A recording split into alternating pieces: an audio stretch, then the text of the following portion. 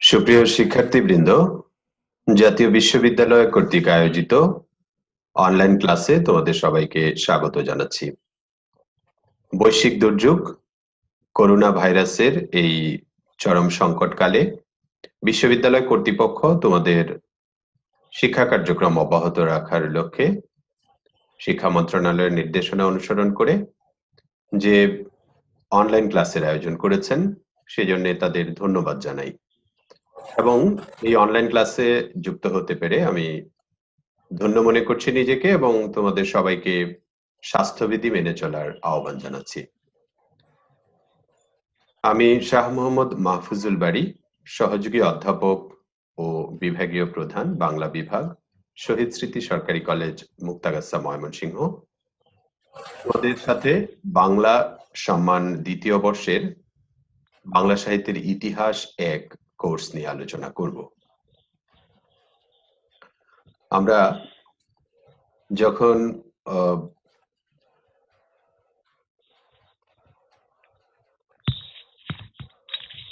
দ্বিতীয় বর্ষের যে কোর্সটি রয়েছে সেই কোর্সটির মধ্যে যে পাঠ্যসূচি রয়েছে সেই পাঠ্যসূচির বিষয়ে আমরা কথা বলবো এবং আজকের আলোচনা শেষে আমরা যে বিষয়গুলো জানতে পারবো সেই বিষয়গুলোর মধ্যে রয়েছে আমাদের এই যে বাংলা সম্মান দ্বিতীয় বর্ষের যে কোর্স, সেই কোর্সটির বিস্তারিত একটি ধারণা আমরা পাবো এবং এই কোর্সের মধ্যে যে সাহিত্যের ইতিহাসটি আমরা পড়বো সেই সাহিত্যের ইতিহাস এবং সাহিত্যের যে রকমফের রয়েছে সেই সম্পর্কেও কিছু ধারণা আমরা পাবো সাহিত্যের ইতিহাসের গুরুত্ব এবং বিস্তৃতি, বাংলা সাহিত্যের যুগ বিভাগ সম্পর্কে পণ্ডিতদের মতামত, যুগ বিভাগ সম্পর্কিত একটি সুস্পষ্ট ধারণা এবং পণ্ডিতদের মতামত বিশ্লেষণ ও পর্যালোচনার পরে নিজস্ব মতামত উপস্থাপনের দক্ষতা আমরা অর্জন করতে পারবো। আমরা পাঠ্যসূচির আলোচনাতে যদি যাই তাহলে আমরা দেখতে পাই যে পাঠ্যসূচিতে অন্তর্ভুক্ত করা হয়েছে বাংলা সাহিত্যের ইতিহাস 1 শিরোনামে আমাদের দ্বিতীয় বর্ষে যেটি পড়ানো হবে। বাংলা সাহিত্যের ইতিহাস বলতে আমরা যে বিষয়টাকে বুঝি সেটা একটি বিস্তৃত পরিসর। এ কারণে ধারণা হচ্ছে যে এটার পেছনে 1 যুক্ত করে দেওয়া হয়েছে। যখন 1 যুক্ত করে দেওয়া হয়েছে তখনই আমরা বুঝতে পারছি 1-এর পরে 2, 3, 4 এরকম থাকার একটি সম্ভাবনা তৈরি হচ্ছে। তাহলে আমরা শিরোনামের মধ্যেই একটি ইঙ্গিত পাচ্ছি যে বাংলা সাহিত্যের ইতিহাস একটি বিস্তৃত পরিসর। এই যে বিস্তৃত পরিসর, সেই বিস্তৃত পরিসরের ক্ষেত্রে আমরা দেখতে পাচ্ছি যে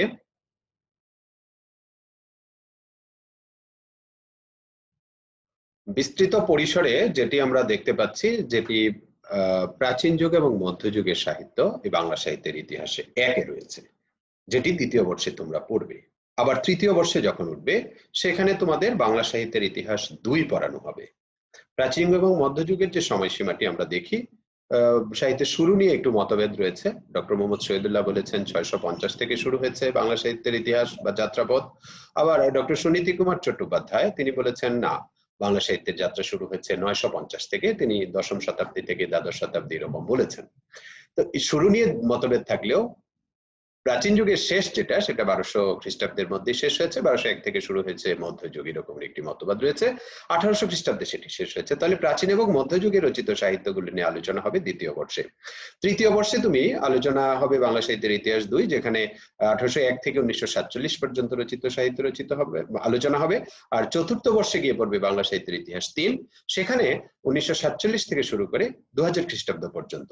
তাহলে সেই 650 যদি আমরা যাত্রা শুরু করি সেখান থেকে শুরু করে 2000 পর্যন্ত, এই যে 1000 বছরেরও বেশি প্রাচীন, প্রায় 1500 বছর সময়ের যে সাহিত্য, সেই সাহিত্যের যে বিস্তৃত পরিসর সেগুলোকে আলোচনার সুবিধার্থেই কিন্তু যুগ বিভাগটি করা হয়েছে এবং সেই যুগ বিভাগে প্রাচীন যুগ এবং মধ্যযুগের পড়াটি তোমরা পড়বে আলোচনাটি দ্বিতীয় বর্ষে। তো এই যে দ্বিতীয় বর্ষে তুমি পড়ছো প্রাচীন যুগ এবং মধ্যযুগের সাহিত্য, সেই জায়গাতে তুমি কি পাচ্ছ? তুমি সেখানে কিন্তু পাচ্ছ যে প্রাচীন যুগে রচিত সাহিত্য কি রচিত হয়েছে। চর্যাপদ আমরা সবার কাছে গ্রহণযোগ্য একটি মত পাই যে প্রাচীন যুগের একমাত্র প্রামাণ্য গ্রন্থ হলো চর্যাপদ, যে চর্যাপদে বৌদ্ধ সহজিয়াদের সাধন সঙ্গীত বর্ণিত হয়েছে। আমরা বৌদ্ধ সহজিয়াদের সাধন সঙ্গীতের যে বিষয়গুলো আমরা দেখতে পাই সেটিতে আমরা পাই যে বৌদ্ধরা তাদের ধর্ম কিভাবে পালন করতে হবে সেটার কথা বলেছেন। তাহলে প্রশ্ন জাগে এটা সাহিত্য হলো কিভাবে? আমরা বিস্তারিত আলোচনা পরে করব। তারপরেও ইঙ্গিতটি আমরা দিতে চাই শুরুর কথাতে, যে সেখানে সমাজের ছবি আছে, অর্থ সামাজিক অবস্থার কথা বলা আছে, মানুষের রীতিনীতি, পোশাক আশাক, খাদ্যাভ্যাস, এসব কথা আছে। সমাজে যে উঁচু নিচু ভেদাভেদ ছিল সেই বিষয়গুলো আছে, রাজনৈতিক টানাপোড়েন ছিল সেই বিষয়গুলো আছে। যে কারণে এটি সাহিত্য বস্তু হয়েছে, ধর্মের কথা হওয়া সত্ত্বেও প্রাচীন যুগে আমরা সেটা পাচ্ছি। শেখ সুবোধের শূন্য পুরাণের কথা বলা রয়েছে, কিন্তু সবাই একমত হতে পারেননি। যে কারণে সেদিকে আমরা দৃষ্টি না দিয়ে আমরা যদি দেখি মধ্যযুগে প্রথম গ্রন্থ যেটি শ্রীকৃষ্ণ কীর্তন, এটা তোমরা পড়বে এই সময়ের মধ্যে। শ্রীকৃষ্ণ কীর্তন আবিষ্কারের সাথে সাথে চণ্ডীদাস সমস্যা নামে একটি সমস্যা তৈরি হয়েছে। তার আগে অন্ধকার যুগের একটি মতভেদ রয়েছে, কেউ অন্ধকার যুগ বলেছেন, কেউ অন্ধকার যুগ অস্বীকার করেছেন, কেউ সৃজ্যমান সাহিত্যের যুগ বলেছেন, লোকায়ত সাহিত্যের যুগ বলেছেন। এরকম যুগ বিভাগের 150 বছর নিয়ে একটি বিতর্ক রয়েছে, চণ্ডীদাস সমস্যা নিয়ে একটি বিতর্ক রয়েছে। এই বিষয়গুলো তোমাদের আলোচনা করা হবে দ্বিতীয় বর্ষে। তারপরে তুমি দেখবে বৈষ্ণব সাহিত্য আছে। বৈষ্ণব সাহিত্যের জনপ্রিয়তা দিতে গিয়ে বৈষ্ণব ধর্মের যে জীবাত্মা পরমাত্মা তত্ত্ব, সেটাকে আরো বেশি গ্রহণযোগ্য করে তুলেছেন চৈতন্যদেব, মহাপ্রভু শ্রী চৈতন্যদেব। আমরা যে যুগ বিভাগের আলোচনা করব সেখানে দেখবো চৈতন্যদেবকে ঘিরে এক ধরনের সাহিত্য এবং যুগ বিভাগ, ঐতিহাসিকদের যে গুরুত্ব দেয়া, এই বিষয়গুলো রয়েছে। 1486-তে জন্মগ্রহণ করে 1533-এ মারা গেছেন যে ব্যক্তিটি, নিজের কিছুই রচনা করেননি, কিন্তু তার প্রভাবে প্রভাবিত হয়ে অনেকেই তাকে নিয়ে অনেক কথা লিখেছেন, যেখানে চৈতন্য চরিত সাহিত্য বা জীবনী সাহিত্যের ধারার সূত্রপাত হয়েছে। মধ্যযুগে সেই বিষয়টি নিয়ে আলোচনা হবে। তোমরা মঙ্গল কাব্য সম্পর্কে আলোচনা পাবে। যখন দেখা গেছে মুসলমানদের আগমন ঘটেছে, ইসলাম ধর্ম গ্রহণ করছে, বৈষ্ণব হচ্ছে মানুষ, তখন হিন্দু ধর্মের সনাতনপন্থীরা, কট্টরপন্থীরা, রক্ষণশীলরা তারা চিন্তা করতে তাদের ধর্মকে বাঁচিয়ে রাখতে হবে, মানুষকে ধরে রাখতে হবে। তাই তাদের দেবদেবীদের ক্ষমতা কতটুকু সেটা প্রচারের জন্য মঙ্গল কাব্য ধারার সৃষ্টি হয়েছে। সেখানে মনসা মঙ্গল, চণ্ডী মঙ্গল, সূর্য মঙ্গল, শিব মঙ্গল, অন্নদা মঙ্গল, এগুলো নানা ধরনের মঙ্গল কাব্য, লৌকিক, পৌরাণিক, এগুলো আমরা দেখেছি, আমরা পাবো। এগুলো নিয়েও বিস্তারিত আলোচনা হবে। শুধু কি এখানকার সাহিত্য তা কিন্তু নয়, বাংলা সাহিত্য শুধু তা কিন্তু নয়। মধ্যযুগে একটি সমৃদ্ধ ধারা হলো অনুবাদ সাহিত্যের ধারা। তোমাদের অনুবাদ সাহিত্যের ধারা সম্পর্কে আলোচনা করা হবে এই প্রাচীন এবং মধ্যযুগের মধ্যে। অনুবাদ সাহিত্যে আমরা দেখবো আরবি থেকে, ফার্সি থেকে, হিন্দি থেকে, সংস্কৃত থেকে অনেক সাহিত্য গ্রন্থ, সেই ভাষার সেরা সাহিত্যগুলো অনুবাদ হয়েছে বাংলা ভাষায়। বাংলা ভাষাভাষী সাহিত্য পিপাসু মানুষেরা তার নিজের ভাষায় রচিত অন্য ভাষার গ্রন্থের স্বাদটি তারা নিতে পারছে। পদ্মাবতী রয়েছে, লাইলি মজনু রয়েছে, সেখানে আমরা রামায়ণ মহাভারতের মতো গ্রন্থ আমরা পাই, যেগুলো অনুবাদ সাহিত্যকে সমৃদ্ধ করেছে। তারপরে আমরা দেখি নাথ সাহিত্য, নাথ ধর্মকে প্রচার করার জন্য রচিত হয়েছে, মর্সিয়া সাহিত্য রচিত হয়েছে, দুভাষী পুঁথি সাহিত্য রচিত হয়েছে, কবি আলা ও শায়েরদেরকে আমরা পাই। আবার লোক সাহিত্যের একটি উপস্থিতি আমরা দেখতে পাই মধ্যযুগের শেষ দিকে। তাহলে এই যে প্রাচীন যুগ এবং মধ্যযুগ বলা হচ্ছে প্রাচীন এবং মধ্য, কিন্তু সেখানে কিন্তু অনেকগুলো সাহিত্যের ধারা রয়েছে, কিন্তু একটি একটি বৈশিষ্ট্যের সাদৃশ্য রয়েছে, সব সাহিত্যে প্রাধান্য পেয়েছে ধর্ম এবং দেবদেবী, দেবদেবীদের পূজা প্রচার, ধর্মের প্রচারের জন্যই এই সাহিত্যগুলো রচিত হয়েছে। এটার একটা বৈশিষ্ট্য। কিন্তু আধুনিক যুগে এসে আমরা যেটা দেখছি যে সাহিত্যটা সেখানে থাকেনি। সাহিত্য ইংরেজদের শাসনামল, ব্রিটিশরা এখানে এসেছে, অনেক কিছু আমাদের কাছ থেকে নিয়েছে, দিয়েছেও যে একেবারে কম তা কিন্তু নয়। আমাদের সাহিত্যে আধুনিকতা দিয়েছে, আমাদের জীবনযাপনে গতি এসেছে। আমরা দেখেছি তারা মানুষকে গুরুত্ব দিয়েছে সাহিত্যে, এবং আমাদের কবি সাহিত্যিকরা সেই ইংরেজ প্রভাবে প্রভাবিত হয়ে আধুনিক সাহিত্য রচনা করা শুরু করেছেন। এবং ছিটে ফোটা যেগুলো শুরু হয়েছিল, যাত্রা শুরু হয়েছিল ভারতচন্দ্রকে দিয়ে, আমার সন্তান যেন থাকে দুধে ভাতে, ঈশ্বরী পাটনের মুখে এই সংলাপের মধ্য দিয়ে যে মানবিকতার পতাকাটি উড়েছিল, সেটা পথ করে উঠতে শুরু করেছে মাইকেল মধুসূদন দত্তের মাধ্যমে। মেঘনাদ বধ কাব্যে তিনি যখন পাতালপুরী থেকে রাক্ষস রাবণকে টেনে মানুষ বানিয়েছেন, সমতলে এনেছেন, আবার আকাশের দেবতাদের আশীর্বাদ পুষ্ট দেবসমাজ রাম, তাকে টেনে নামিয়েছেন মানুষের সমতলে, মানুষের লড়াই দেখিয়েছেন মেঘনাদ বধ কাব্যে। এই যে মানুষকে গুরুত্ব দেওয়া, সাহিত্য মানুষকে কেন্দ্র করে প্রাধান্য দিয়ে রচনা করা, সেটা আমরা দেখছি আধুনিক যুগে শুরু হয়েছে। এবং সেই সাহিত্যে বৈচিত্র্য এসেছে, গদ্য রচিত হয়েছে, গদ্যের প্রবন্ধ, নাটক, উপন্যাস, এগুলো আমরা দেখছি রচিত হতে। এবং এই রচনাগুলো পরবর্তীকালে দেখা গেছে এই যে 1801 থেকে 1947 পর্যন্ত সাহিত্যের যে বিভিন্ন গীতি কবিতা বলো, মহাকাব্য বলো, নাটক বলো, প্রবন্ধ বলো, এই বিষয়গুলো সম্পর্কে আলোচনা করা হচ্ছে। আবার চতুর্থ বর্ষে গিয়ে যে বাংলা সাহিত্যের ইতিহাস 3 পড়বে, সেখানে দেখবে ব্রিটিশদের কাছ থেকে স্বাধীনতা লাভের পরে ঢাকা কেন্দ্রিক যে সাহিত্য চর্চা শুরু হয়েছে, সেই সাহিত্যের ধারায় গল্প, কবিতা, উপন্যাস, নাটকে, প্রবন্ধে যারা সিদ্ধহস্ত, যারা প্রতিষ্ঠা পেয়েছেন, যারা আমাদের বাংলা সাহিত্যকে সমৃদ্ধ করেছেন, সেই আলোচনাগুলো 1947 থেকে 2000 সাল পর্যন্ত যে সাহিত্য বাংলাদেশের সাহিত্য নামে পরিচিত, সে সম্পর্কে আলোচনা তোমরা পাবে এই সময়টিতে। তাহলে আমরা মূলত প্রাচীন যুগ এবং মধ্যযুগ নিয়ে আলোচনা করব, কিন্তু যুগ বিভাগে আমাদের আধুনিক যুগের ব্যাপারটি আমাদের মাথায় নিতে হবে। আমরা আলোচনাতে বিস্তারিত আলোচনা করব। এর সাথে সাথে আমরা বাংলা সাহিত্যের ইতিহাসের বিস্তৃতি এবং গুরুত্ব দেখতে পাচ্ছি সেই চর্যাপদ থেকে একেবারে অন্নদামঙ্গল বা ধরো আজকের যে করুণা নির্ভর যে সাহিত্য রচিত হচ্ছে করোনার এই সময়টিতে, সংকটময় সময়টিতে, কবিতায়, নাটকে, গল্পে আমরা দেখছি করোনা প্রভাবিত যে জীবন, সেই জীবনকে ফুটিয়ে তুলছেন সাহিত্যিকরা, যেখানে সাহিত্যে সমাজ, রাজনীতি, অর্থনীতি, দর্শন, বিজ্ঞান, স্বাস্থ্য, ভূগোল, পরিবেশ, ভ্রমণ সাহিত্য পড়লে আমরা ভূগোল সম্পর্কে জানি, পরিবেশ যখন আমরা পড়ছি সমাজের ছবি, সেখানে পরিবেশ সচেতনতা নির্ভর যে কবিতা, গল্প, নাটক, এগুলো আসছে স্বাস্থ্য সচেতনতার বিষয়গুলো। তাহলে সাহিত্য শুধু সাহিত্য নয়, সমাজের অনেকগুলো বিষয় সাহিত্যের মধ্যে থাকে, সাহিত্যে সমাজ, রাজনীতি, অর্থনীতি সবকিছু, যে কারণে সাহিত্যের ইতিহাসটির একটি বিস্তৃত পটভূমি রয়েছে। তা আমরা দেখতে পাই এরপরে যে এই পাঠ্যসূচিটি বোঝার জন্য, দ্বিতীয় বর্ষের পাঠ্যসূচিটি বোঝার জন্য তোমাদেরকে যে জিনিসটির প্রতি আমি দৃষ্টিপাত করতে বলবো, যে রচিত যে সাহিত্যগুলো রয়েছে, আমাদের যে গ্রন্থগুলো রয়েছে, সাহিত্যের ইতিহাস নির্ভর যে গ্রন্থ, সেই ইতিহাস নির্ভর গ্রন্থগুলো তোমাদের পড়ার জন্য আমি আহ্বান জানাবো, এবং সেই গ্রন্থের একটি তালিকা আমি তোমাদের এখানে যুক্ত করেছি, এবং তোমরা সেখানে দেখতে পাবে যে সেই তালিকায় একেবারে বঙ্গভাষা ও সাহিত্য যে গ্রন্থটি রয়েছে আমাদের অসিত কুমার বন্দ্যোপাধ্যায় থেকে শুরু করে, দীনেশচন্দ্র সেন থেকে শুরু করে, ডক্টর মোহাম্মদ শহীদুল্লাহ থেকে শুরু করে আমাদের একেবারে ওয়াকিল আহমেদ পর্যন্ত বিভিন্ন লেখকের গ্রন্থগুলো সেখানে উদ্ধৃত করা হয়েছে। গ্রন্থের নামগুলো আমি উদ্ধৃত করেছি, এবং সেই গ্রন্থগুলো তুমি যদি পড়ো তাহলে কিন্তু তুমি বাংলা সাহিত্যের ইতিহাস সম্পর্কে তোমার একটি সুস্পষ্ট ধারণা হবে, এবং সেই ধারণাটি তোমাকে নিয়ে যাবে সমৃদ্ধির সোপানে। তো আমি তোমাদের সবাইকে আহ্বান জানাচ্ছি সেই গ্রন্থগুলো পাঠের জন্য করতে পারে সেটা জানতে। এবার আমরা যাই যে ইতিহাসটি আমরা পড়বো, সাহিত্যের ইতিহাস, সেই সাহিত্য সম্পর্কে একটু ধারণা আমরা নিয়ে নিই। আমরা জানি যে শহীদ শব্দ থেকে সাহিত্য শব্দটির উৎপত্তি হয়েছে। শহীদ মানে হলো সাথে, তাহলে সাথে যখন কথাটি আসছে তখন কমপক্ষে দুটো পক্ষের ব্যাপার থাকে। আমরা এখানে দেখছি যে সাহিত্যে একদিকে লেখক লিখছেন, পাঠক পড়ছেন, যে বস্তুটি পড়ে লেখকের সাথে পাঠকের সম্পর্ক তৈরি হচ্ছে, সেটি হলো সাহিত্য। এবং সেই দিক থেকে আমরা দেখতে পাচ্ছি লেখক পাঠকের মধ্যে, পাঠক লেখকের মধ্যে সম্পর্ক তৈরি করে দিচ্ছে সাহিত্য।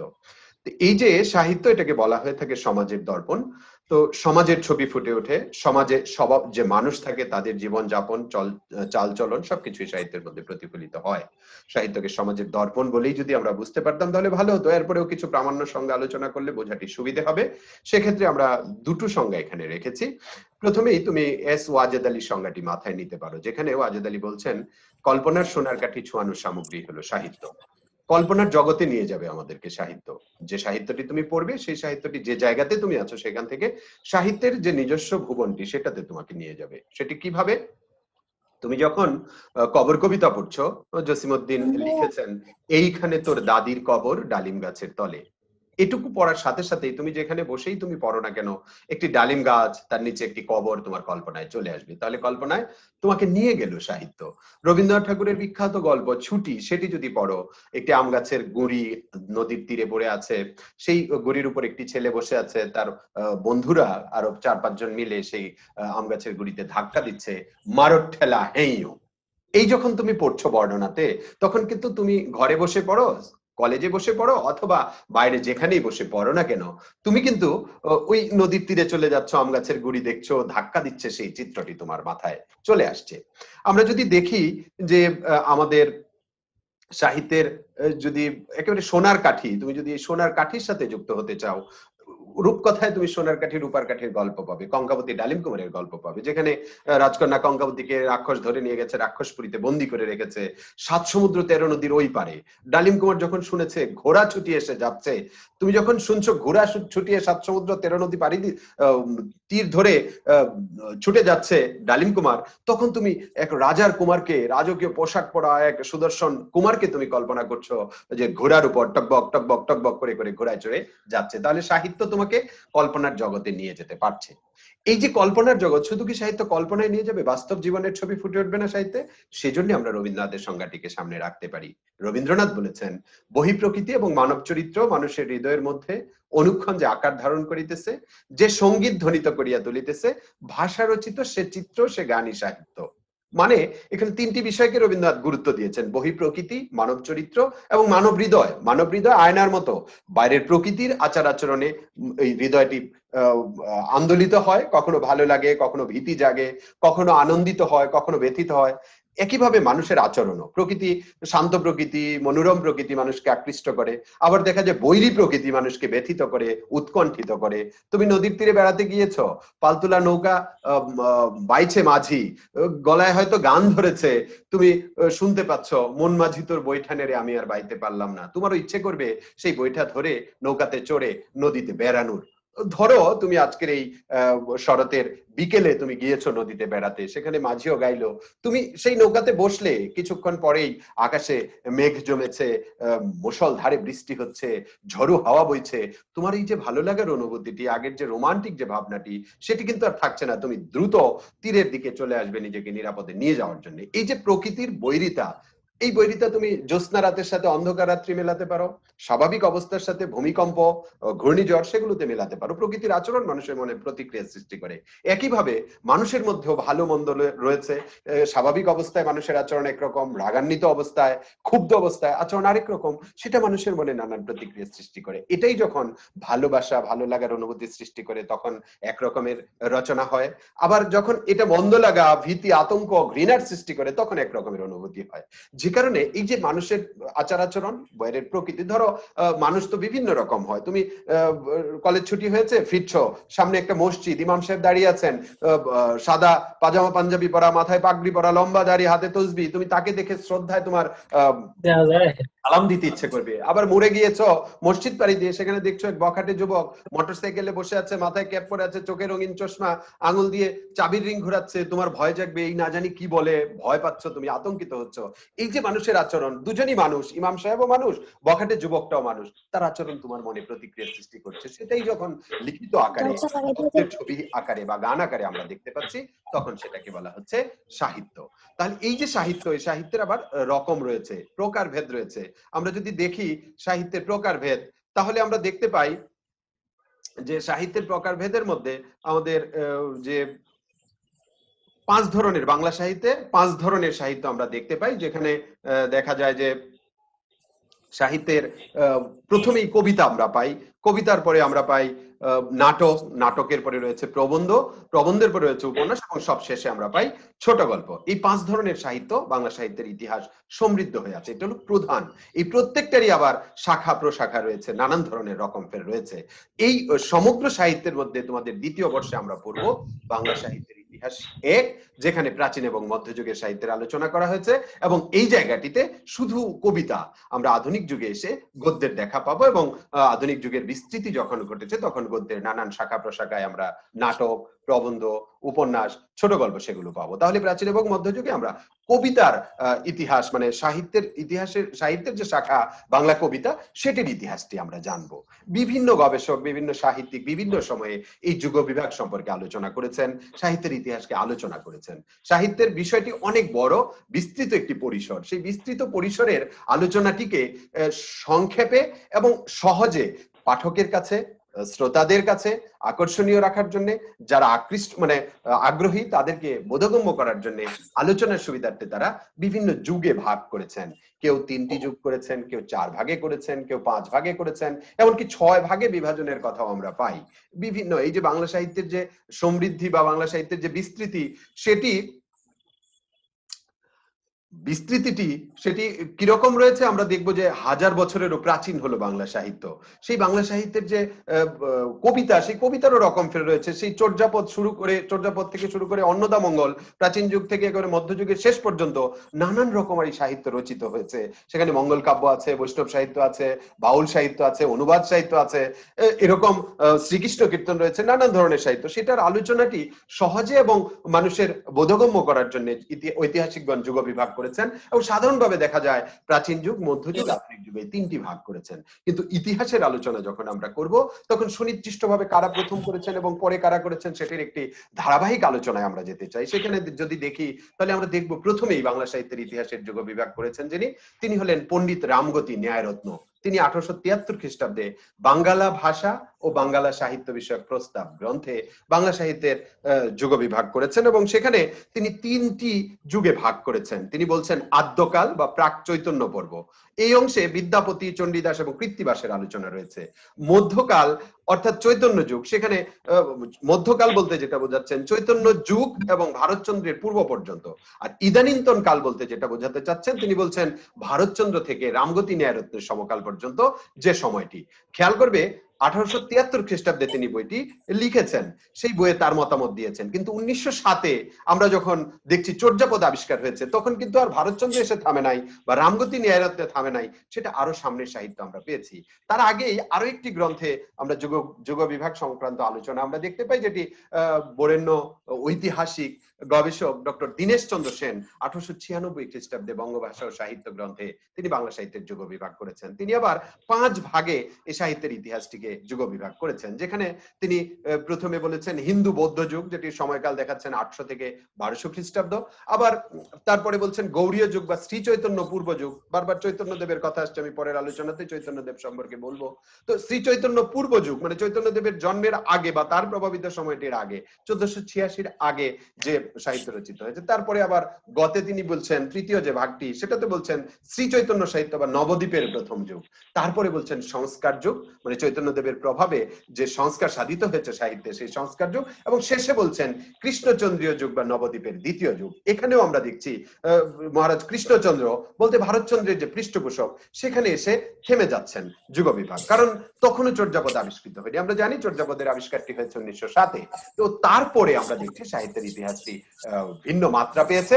সেখানে প্রাচীন যুগের সাহিত্যগুলো রচিত, যে সাহিত্য প্রামাণ্য গ্রন্থ যে চর্যাপদ সেটি এসেছে, তখন ইতিহাস যারা লিখেছেন তারা ভিন্ন রূপ দিয়েছেন। সেক্ষেত্রে ডক্টর সুনীতি কুমার চট্টোপাধ্যায় 5 ভাগে ভাগ করেছেন। তিনি বলছেন প্রথম ভাগে প্রাচীন বা মুসলমান পূর্ব যুগ, এক্ষেত্রে আবার তিনি চৈতন্য দেব না করে মুসলমানদের আগমন, সেটা 1201, 2, 3 আনুমানিক একটি সময়কাল আছে, যদিও স্থির একটি সময়কাল আমরা পাই না যে 1-এ বখতিয়ার খলজি এসেছিলেন মুসলমানরা এসেছিল নাকি 3 বা 4-এ, যে সময়টাই হোক সেই 1200 পর্যন্ত মুসলমানদের আগমনের আগ পর্যন্ত প্রাচীন যুগ বলছেন। তারপরে তুর্কি বিজয়, বখতিয়ার খলজির মাধ্যমে যে তুর্কি বিজয় হয়েছে সেই যে সময়টি 1200 থেকে 1300 খ্রিস্টাব্দ, এটিকে তুর্কি বিজয়ের যুগ বলছেন দ্বিতীয় অংশে। আবার তৃতীয়তে তিনি আদি মধ্যযুগ বা প্রাক চৈতন্য পর্ব বলছেন, এই যে 1300 থেকে 1500 পর্যন্ত। আবার অন্ত মধ্যযুগ বলছেন 1500 থেকে 1800 খ্রিস্টাব্দ। সেক্ষেত্রে আবার অন্ত মধ্যযুগকে দুটো ভাগ করেছেন, তিনি বলছেন চৈতন্য যুগ বা বৈষ্ণব সাহিত্যের যুগ 1500 থেকে 1700 খ্রিস্টাব্দ, আবার নবাবী আমল বলছেন 1700 থেকে 1800 খ্রিস্টাব্দ, এবং শেষে গিয়ে বলছেন ইংরেজ বা আধুনিক যুগ বা ইংরেজ যুগ 1800 থেকে তার সময় পর্যন্ত ডট ডট দেওয়া রয়েছে। তো এই যে মতবাদগুলো আমরা দেখছি, কেউ কখনো শাসনকাল দিয়ে বলছেন, আবার কেউ দেখা যাচ্ছে যে কোনো একজন ব্যক্তির জন্ম দিয়ে, ব্যক্তির আগমন দিয়ে বা ব্যক্তির প্রভাবে প্রভাবিত দিয়ে যুগ বিভাগ করছেন, যে কারণে তারপরেও দেখা গেছে এই যুগ বিভাগ সম্পর্কিত আলোচনা ঐতিহাসিকরা তাদের মতামত দিচ্ছেন এবং বিভিন্ন রকমের মাত্রা যুক্ত হয়েছে সেখানে। ডক্টর আহমদ শরীফ তার বাংলা সাহিত্যের এই ইতিহাস বিষয়ক যে গ্রন্থ রয়েছে সেখানে তিনি 4 ভাগে ভাগ করছেন। তিনি বলছেন মৌর্য, গুপ্ত, পাল, সেন শাসনকাল, যেটাকে প্রাচীন যুগ নাম দিচ্ছেন। আবার তিনি দ্বিতীয় অংশে বলছেন তুর্কি, আফগান, মুঘল শাসনকাল, মধ্যযুগ বলছেন। এই মধ্যযুগকে দুটো ভাগ করেছেন, আদি মধ্যযুগ 13-14 শতক, আবার দ্বিতীয় অংশে বলছেন মধ্যযুগ 15 থেকে 18 শতক। সাহিত্যের ইতিহাসকে তৃতীয় ভাগে তিনি বলছেন ব্রিটিশ শাসনকাল, যেটা আধুনিক যুগ, এবং শেষে গিয়ে বলছেন স্বাধীনতা উত্তরকাল, সেটা হলো বর্তমান যুগ। আমরা যদি দেখি এই যে বিভাজনগুলো রয়েছে, এই বিভাজনগুলোই যদি শেষ হতো, এই মতবাদগুলোই যদি শেষ হতো তাহলে হতো। কিন্তু আবার ডক্টর সুকুমার সেন বাংলা সাহিত্যের ইতিহাসকে 3টি ভাগে ভাগ করছেন। তিনি বলছেন প্রাক তুর্কি আগমনকে আদি পর্যায়ে বলছেন 950 থেকে 1200 খ্রিস্টাব্দ, মধ্য পর্যায়ে বলছেন তুর্কি আগমনের পরবর্তী সময়, আবার আধুনিক পর্যায়ে বলছেন ইউরোপ প্রভাবিত কাল, যেটা ইংরেজদের আগমনের পরে 1800 কাল থেকে 1800 খ্রিস্টাব্দ থেকে সুকুমার সেনের সময়কাল পর্যন্ত। এটাও শেষ হয়নি, আমরা গোপাল হালদারের মতামত পাই। গোপাল হালদার বলছেন যে তিনি মধ্যযুগকে এই যে উপর মানে সুকুমার সেন পর্যন্ত আমরা দেখছি সামগ্রিকভাবে বাংলা সাহিত্যের ইতিহাসের যুগ বিভাগ, কিন্তু এবার আমরা দেখব যে প্রাচীন যুগ নিয়ে মতবাদ যেগুলো রয়েছে সেটা 1200-তে এসে থেমেছে। শুরুটা নিয়ে মতভেদ রয়েছে। ডক্টর শহীদুল্লাহ বলেছেন 650-এ শুরু, আবার সুনীতি কুমার চট্টোপাধ্যায় বলেছেন 950-এ শুরু। তো 950 বা 650-এ দুটো ভাগে বিভক্ত হয়েছেন ঐতিহাসিকগণ, কিন্তু শেষটা 1200-তে বা 1201-এ শুরু হয়ে 1800-তে শুরুতে শেষ হয়েছে মধ্যযুগ, এটাও সবাই একমত হয়েছেন। কিন্তু এর মধ্যে আবার মধ্যযুগের বিভাজন কেউ 3 ভাগ করেছেন, কেউ 4 ভাগ, কেউ 5 ভাগ করেছেন। যেমন গোপাল হালদার বলছেন মধ্যযুগকে 3 ভাগে ভাগ করে, প্রাক চৈতন্য পর্ব 1200 থেকে 1500, চৈতন্য পর্ব 1500 থেকে 1700, আর নবাবী আমল বলছেন 1700 থেকে 1800 খ্রিস্টাব্দ পর্যন্ত। এরকম মধ্যযুগের যে শ্রেণীকরণ রয়েছে, সেই শ্রেণীকরণে আবার আমরা অসিত কুমার বন্দ্যোপাধ্যায়কে দেখছি, তিনি বাংলা সাহিত্যের মধ্যযুগকে 4 ভাগে ভাগ করছেন। বলছেন প্রথম পর্ব প্রাক চৈতন্য যুগ, মানে চৈতন্যদেবের জন্মের আগে চতুর্দশ পঞ্চদশ শতক, চৈতন্যদেবের জীবনকাল হল 1486 থেকে 1533 খ্রিস্টাব্দ পর্যন্ত, সেই সময়ের আগে প্রাক চৈতন্য যুগ, ষোড়শ শতাব্দী। তৃতীয় পর্ব বলছেন সপ্তদশ শতাব্দী, দেখো চৈতন্যদেব, মহাপ্রভু শ্রী চৈতন্যদেবের প্রভাবে প্রভাবিত বা তার আগের, এভাবে বলে পরে চলে যাচ্ছেন আবার সময়কাল দিয়ে, সপ্তদশ শতাব্দী। চতুর্থ পর্বে বলছেন অষ্টাদশ শতাব্দী, তাহলে পরে গিয়ে সময়কাল বলেছেন। এভাবে আমরা দেখছি ডক্টর মোহাম্মদ শহীদুল্লাহ মধ্যযুগকে 2 ভাগে ভাগ করেছেন, পাঠান আমল, মুঘল আমল। এটা সময়কাল নির্দেশ করে দিয়েছেন। পাঠানদের শাসনকাল 1201 থেকে 1576 খ্রিস্টাব্দ পর্যন্ত, আবার মুঘলদের শাসনকাল 1577 থেকে 1800 খ্রিস্টাব্দ পর্যন্ত পাঠান মুঘল ভাগ করেছেন। ডক্টর এনামুল হক 3 ভাগে ভাগ করেছেন। তিনি বলছেন তুর্কি যুগ 1200 থেকে 1350, সুলতানি যুগ 1351 থেকে 1575, আবার মুগলাই যুগ 1576 থেকে 1757, এই সময়টিকে তারা বলছেন। এভাবে আমরা দেখছি ডক্টর আহমদ শরীফ আবার 5 ভাগে ভাগ করেছেন। তিনি ওই যে অন্ধকার যুগ নিয়ে যে বিতর্ক রয়েছে 1201 থেকে 1350, সেটাকে বলছেন 13-14 শতকের সাহিত্যকে প্রথম যুগে সৃজ্যমান লুকায়ত সাহিত্যের যুগ। আবার দ্বিতীয়তে বলছেন 15 শতক, যেটা লিখিত লৌকিক দেবদেবী বা অনুবাদ সাহিত্যের যুগ। তৃতীয় যুগ বলছেন 16 শতককে রেনেসার যুগ বা ভাব বিপ্লবের যুগ। চতুর্থ যুগ বলছেন 17 শতককে, যেটা লুকায়ত পীর দেবতাদের যুগ। আবার পঞ্চম যুগে বলছেন 18 শতকে অবক্ষয়ের যুগ, যে সময় আমরা ওইরকম মানসম্মত সাহিত্য আমরা পাই না। আমরা ডক্টর ওয়াকিল আহমেদকে দেখি বাংলা সাহিত্যের যুগ বিভাগ করতে, মধ্যযুগকে তিনি 6 ভাগে ভাগ করছেন। উন্মেষ যুগ শুরুটা 9 থেকে 11 শতককে বলছেন আদি মধ্যযুগ। শূন্যতার যুগ, যেটা অন্যরা অন্ধকার যুগ বলেছেন, 12 থেকে 14 শতকের মধ্যভাগ পর্যন্ত মধ্যযুগ বলেছেন। আবার বিকাশের যুগ বলছেন 15 শতক, চৈতন্য প্রভাবিত যে সময় মধ্যযুগ। সমৃদ্ধির যুগ 16-17 শতক, মধ্যযুগেই পড়েছে। আবার স্থিতিশীল যুগ, একটা স্থিতি অবস্থা 18 শতকের প্রথমার্ধে, সেটা মধ্যযুগ বলছেন। আর শেষে বলছেন অবক্ষয়ের কাল, যেটা ইংরেজদের প্রভাব, মধ্যযুগের শেষ, আধুনিক যুগের শুরু।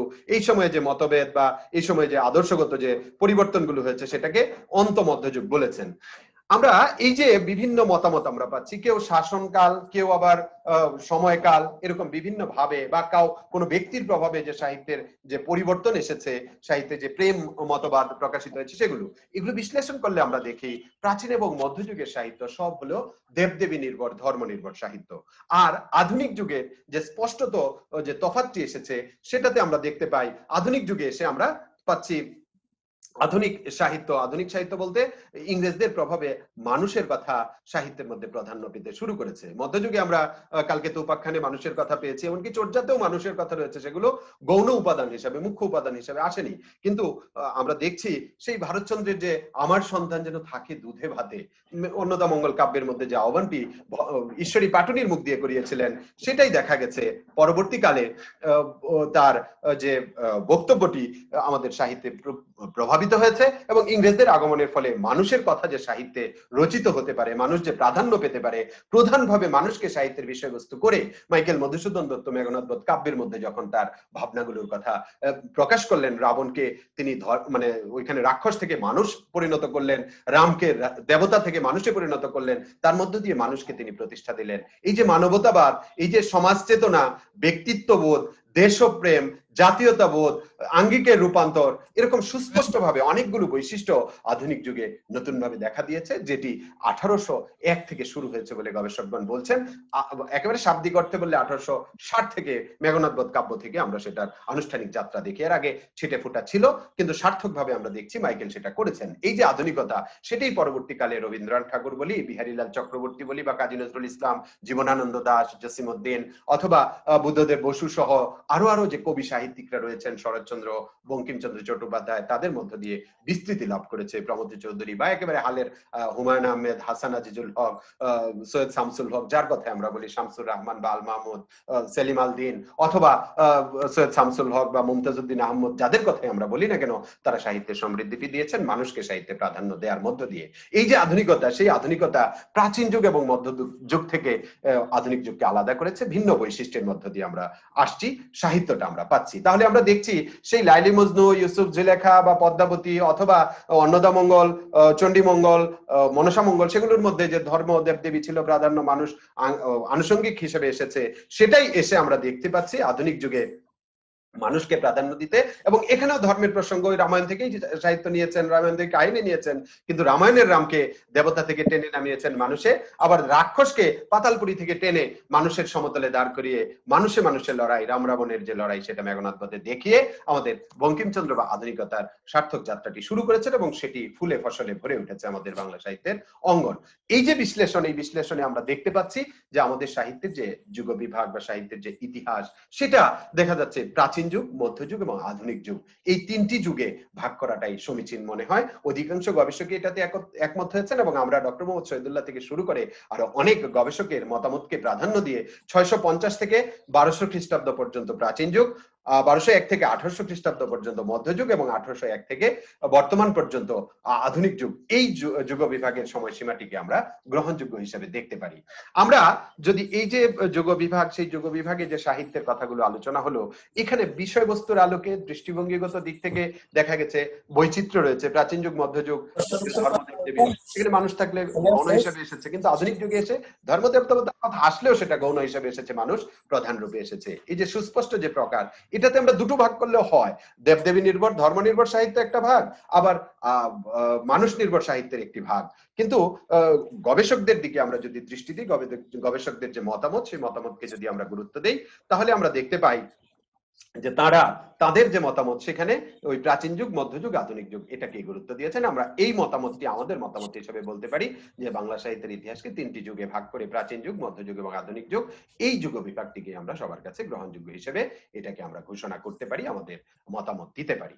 তাহলে আমরা যে আজকে যে আলোচনাটুকু করলাম, এই আলোচনায় দেখা গেছে যে আমরা এই কোর্সের যে পাঠ্য বিষয়, সেটি সম্পর্কে আমরা জানতে পেরেছি, প্রাথমিক ধারণা আমরা পেয়েছি।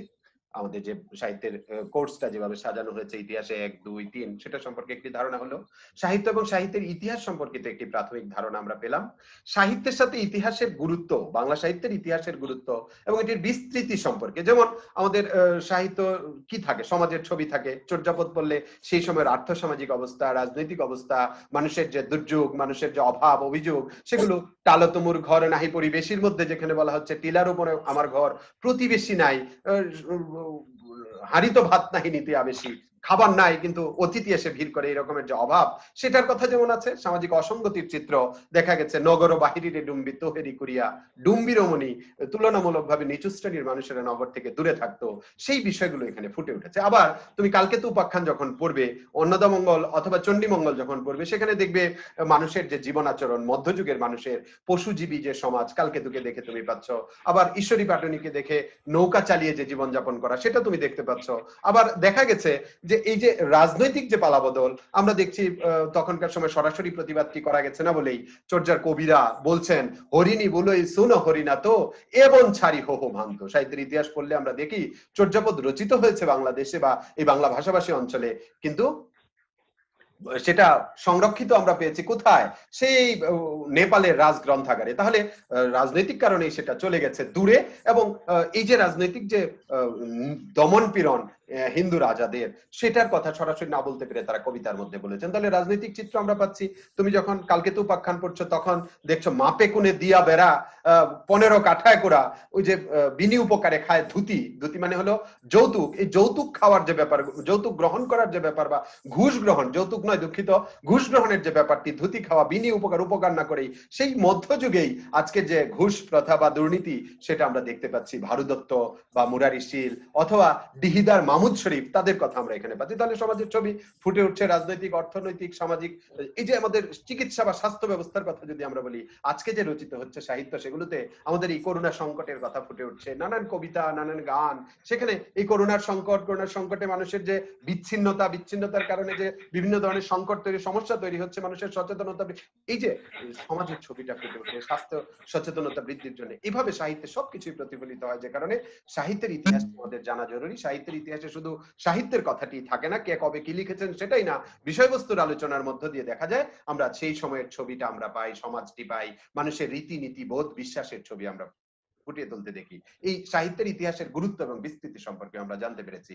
আমরা সাহিত্যের যুগ বিভাগ সম্পর্কে পণ্ডিতদের মতামত জেনেছি, তাদের মতামতের বিভিন্ন দিক আমরা পর্যালোচনা করেছি এবং নিজস্ব মতামত উপস্থাপনের কৌশল, যেটা বললাম যে আমরা 3টি যুগে ভাগ করতে চাই, প্রাচীন যুগ, মধ্যযুগ, আধুনিক যুগ। 650 থেকে 1200 প্রাচীন, 1201 থেকে 1800 হলো মধ্য, এবং 1801 থেকে বর্তমান পর্যন্ত হলো আধুনিক যুগ। এটা করা, উপস্থাপন করার কৌশলটিও আমরা রপ্ত করতে পারলাম আজকের আলোচনায়। তো এবার আমরা তোমাদের এই যে আমরা আলোচনাটি করলাম, এখানে তোমরা কতটা জানতে পেরেছো বা তোমাদের কতটা উপকারে আসছে সেটা দেখার জন্য আমরা একটু প্রশ্নোত্তর পর্বে যেতে চাই। তোমাদের কাছ থেকে আমি একটু শুনতে চাই যে আলোচনাটি হয়েছে সেখানে তুমি কতটা উপলব্ধিতে নিতে পেরেছো, বুঝতে পেরেছো। আমরা যারা ক্লাসে রয়েছে তাদের মধ্যে আমি আহ্বান করব, এখানে প্রথম একটি প্রশ্ন রয়েছে যে কোন গ্রন্থে প্রথম বাংলা সাহিত্যের ইতিহাস যুগ বিভাগ সংক্রান্ত আলোচনাটি করা হয়েছে। আমি ইলিয়াস আহমেদকে আহ্বান করব এই প্রশ্নের উত্তরটি দেওয়ার জন্য। প্রথম প্রশ্ন, কোন গ্রন্থে বাংলা সাহিত্যের ইতিহাস বিষয়ক যুগ বিভাগ বিষয়ক আলোচনাটি করা হয়েছে? ইলিয়াস, যদি এটার উত্তরটা দাও। বাংলা ভাষা ও বাংলা সাহিত্য বিষয়ক প্রস্তাব। মুট করা আছে তোমার, এটা তোমার এটা আনমুট করে নিলে উত্তরটা দিতে পারবে। সরি স্যার, বুঝতে পারতেছি না। স্ক্রিনে মিউট অপশন আছে, এটা আনমিউট করে নিন। আমরা ইলিয়াসকে শুনতে পাচ্ছি না।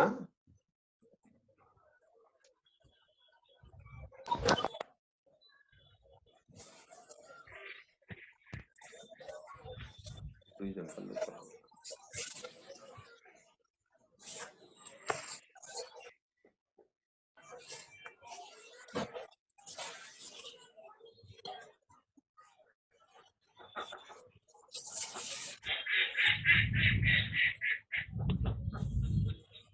আমরা যেখানে ছিলাম আলোচনাটি, ইলিয়াসের উত্তরটি আমি নিতে পারিনি প্রযুক্তিগত সমস্যার কারণে। আমরা এবার ইলিয়াস কনভার্ট করব।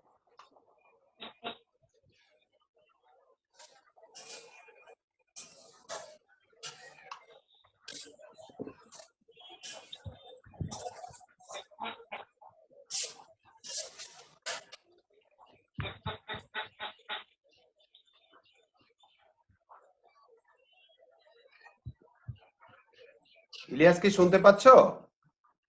জি স্যার, শুনতে পাচ্ছি।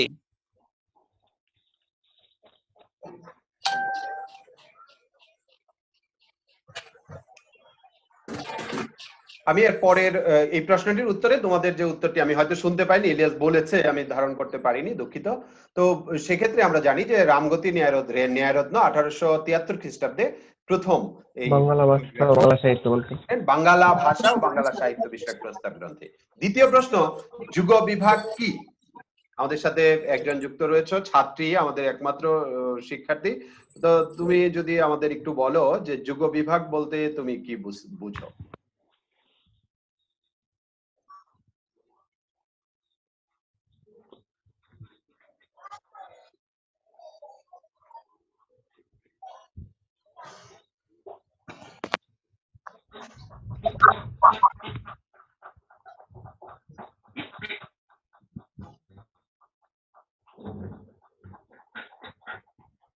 হ্যাঁ, যুগ বিভাগের উত্তরটি আমরা শুনলাম। এবার আমরা যাই তৃতীয় প্রশ্নে, কিভাবে আধুনিক যুগকে মধ্যযুগ থেকে আলাদা করা যায়। আমরা আল ইমরানকে দেখছি এখানে যুক্ত রয়েছে। আল ইমরান, যদি তুমি একটু বলো যে আধুনিক যুগ থেকে, মধ্যযুগ থেকে আমরা আধুনিক যুগকে কিভাবে আলাদা করতে পারি, এটা কিসের ভিত্তিতে, বৈশিষ্ট্যের ভিত্তিতে নাকি অন্য কোনো ভাবে? আল ইমরান। বিষয়বস্তু ও দৃষ্টিভঙ্গির বিচারে। মধ্যযুগের সাহিত্য হলো ধর্ম ও দেবদেবী নির্ভর, এবং আধুনিক যুগের সাহিত্য হলো মানুষ নির্ভর। ধন্যবাদ। আমরা দেখতে পাচ্ছি যেটি যে মানবিকতা এবং দেবদেবী নির্ভরতা, এই দুটোর ভিত্তিতে আমরা আধুনিক যুগকে মধ্যযুগ থেকে আমরা আলাদা করতে পারি। কারণ মধ্যযুগের যে বৈশিষ্ট্যগুলো, সেই বৈশিষ্ট্যগুলো আধুনিক যুগের বৈশিষ্ট্য থেকে একেবারেই ভিন্ন, আধুনিক যুগে নতুনত্ব এসেছে। তো আমরা এই যে প্রশ্নের ব্যাপারগুলো, তোমাদের যদি কোনো প্রশ্ন থাকে সেটাও তোমরা করতে পারবে। এইভাবে আমরা পরবর্তী যে ক্লাসগুলো আসবে সেগুলোতে সুযোগটি আমি দেব। আমরা আজকের এই ক্লাসটি আলোচনা করতে গিয়ে যে বইগুলোর সহযোগিতা নিয়েছি, তথ্য সূত্রে সেগুলোর উল্লেখ করা রয়েছে। তোমরা এই বইগুলো সংগ্রহ করে নিলে আজকের এই যুগ বিভাগ সংক্রান্ত আমার যে আলোচনাটি এটি যেমন বুঝতে তোমার সুবিধা হবে, তুমি নিজে সেখানেও অনেক বিষয় তুমি জানতে পারবে। এখানে তো শুধু পয়েন্ট আকারে আমরা দিয়েছি, বিস্তৃত আকারে বঙ্গভাষা ও সাহিত্যে রয়েছে, বাংলা সাহিত্যের ইতিবৃত্ত অসিত কুমার বন্দ্যোপাধ্যায়ের বইটিতে রয়েছে, আনিসুজ্জামান স্যার সম্প্রতি প্রয়াত হয়েছেন, তার বাংলা সাহিত্যের ইতিহাস প্রথম খণ্ডে এই যুগ বিভাগ সংক্রান্ত আলোচনা রয়েছে। আহমদ শরীফ বাঙালি ও বাংলা সাহিত্যে এই যে সামাজিক যে অবস্থা সেটা নিয়ে আলোচনা করেছেন। গোপাল হালদারের চমৎকার একটি বই বাংলা সাহিত্যের রূপরেখা, প্রথম খণ্ডে এই যুগ বিভাগ সংক্রান্ত আলোচনা আছে। ডক্টর মোহাম্মদ শহীদুল্লাহর প্রথম এবং দ্বিতীয় খণ্ড দুটোতেই প্রাচীন যুগ মধ্যযুগের কথা আছে, যুগ বিভাগ সংক্রান্ত আলোচনা প্রথমেই রয়েছে। ডক্টর সুকুমার সেনের বাংলা সাহিত্যের ইতিহাস যে বইটি সেটার প্রথম দ্বিতীয় খণ্ডে তুমি যুগ বিভাগ এবং ইতিহাস নিয়ে আলোচনা রয়েছে। ওয়াকিল আহমেদের বাংলা সাহিত্যের পুরাবৃত্ত এই বইটিতে আমরা দেখতে পাই তিনি যুগ বিভাগের যে মধ্যযুগের যে 6টি বিভাগ সেটাতে তিনি করেছেন।